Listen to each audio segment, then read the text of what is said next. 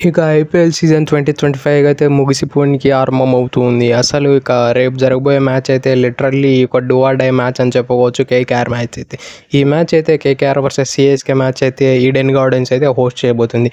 ఇక ఈ మ్యాచ్లో జరగబోయే టాప్ 5 బ్యాటిల్స్ ఏమో మేము ఈ వీడియోలో తెలుసుకుందాం. అలానే ఈ మ్యాచ్ ఓడిపోతే ఇక కేకేఆర్ ఎలా తన సిచ్యువేషన్ అనేది కూడా తెలుసుకుందాం. ముందే వాళ్ళ సిచ్యువేషన్ వచ్చేసి ఒకవేళ ఈ మ్యాచ్ ఓడిపోయినట్లయితే వాళ్ళకి ఆ తర్వాత ఇంకా 2 మ్యాచెస్ ఉంటాయి.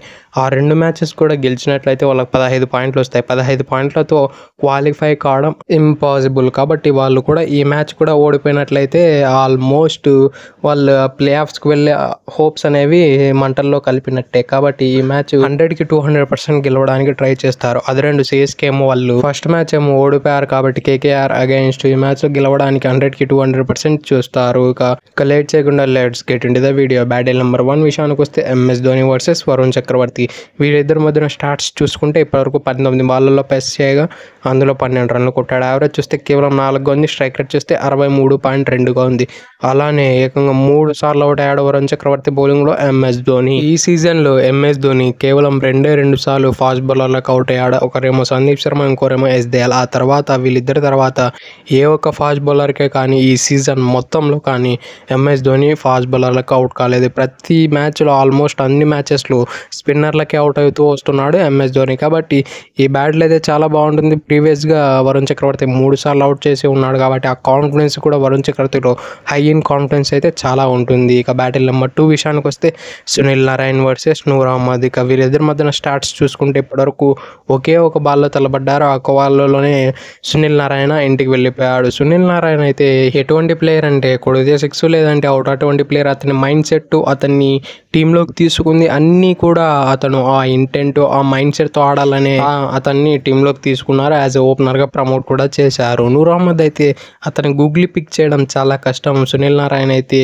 అంత వాచ్ఫుల్గా ఆడు కాబట్టి అతని గూగుల్ సరిగ్గా పిక్ చేయక అడ్డంగా ఊపేసి అవుట్ అవుతూ ఉంటాడు, స్ట్రగుల్ అవుతూ ఉంటాడు. అలానే లాస్ట్ టైం వీళ్ళిద్దరూ పార్టిసిపేట్ చేసినప్పుడు Sunil Narayana 40 out of runs కొట్టి మ్యాచ్ విన్నింగ్ నాక్ అయితే ఆడాడు. ఇక బ్యాటిల్ నెంబర్ 3 విషయానికి వస్తే ఆండ్రూ రసెల్ వర్సెస్ పతి రాణా. వీళ్ళిద్దరు అయితే వాళ్ళ టాప్ నాచ్ ఫామ్స్లో ఉన్నారు. మెయిన్లీ ఆండ్రూ రసెల్ అయితే లాస్ట్ మ్యాచ్ అగైన్స్ట్ రాజస్థాన్ అయితే అతడు లిటరల్లీ అతడు నెంబర్ 4 వచ్చి 50 రన్స్ పైగా కొట్టాడు. అలానే పతి రాణా చూస్తే ఆర్సీబీ పైన ఏకంగా 3 వికెట్లు తీసి ఒకానొక సమయంలో ఆర్సీబీని 200 కన్నా తక్కువ రన్లకు రిస్ట్రిక్ట్ చేస్తారేమో అని అనిపించిందంటే మెయిన్లీ మతీష పతిరాణా వల్లనే. కాబట్టి మతీష పతిరాణా కూడా అతని టాప్ నాచ్ ఫామ్లో కనిపిస్తున్నాడు. ఈవెన్ ఇటువైపు ఆండ్రూ రసెల్ కూడా అటువంటి బ్యాటింగ్ చేస్తూ అటువంటి టాప్ నాచ్ ఫామ్లోనే కనబడుతున్నాడు. ఈవెన్ ఆండ్రూ రసెల్ దగ్గర ఎక్స్ట్రా అడ్వాంటేజ్ ఏంటంటే ఆ బౌలింగ్లో కూడా అతడు ఎక్స్ట్రా ఎడ్జ్ అయితే అందివ్వగలుగుతాడు టీంకి. ఇక నెంబర్ 4 విషయానికి వస్తే శివం దుబే వర్సెస్ మోయిన్ అలీ. ఇక వీళ్ళిద్దరి మధ్య నా స్టాట్స్ చూసుకుంటే 13 బాళ్ళల్లో 18 రన్లు కొట్టాడు. యావరేజ్ చూస్తే 19 ఉంది. స్ట్రైక్ రేట్ చేస్తే 138.5గా ఉంది.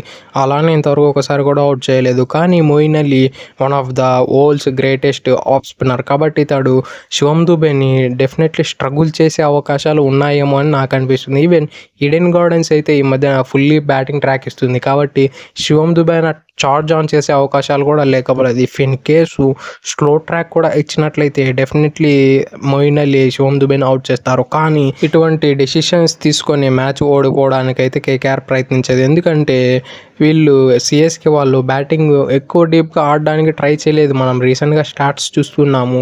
185 స్కోర్ని దాదాపు 4 ఏళ్ల నుంచి వాళ్ళు కొట్టలేదు. కాబట్టి చేజింగ్లో వాళ్ళు డెఫినెట్లీ ఒక బ్యాటింగ్ ఫ్రెండ్లీ వికెట్ ఇచ్చి ఒక 200 or 250 మధ్యలో టార్గెట్ని సెట్ చేసి సిఎస్కే వాళ్ళకి ఇచ్చి ఓడించాలని ట్రై చేస్తారు. ఇక బ్యాటిల్ నెంబర్ 5 విషయానికి వస్తే అజింక్య రహానే వర్సెస్ అంశుల్ కంబోజ్. వీళ్ళిద్దరు అయితే ఇప్పటివరకు పార్టిసిపేట్ చేయలేదు.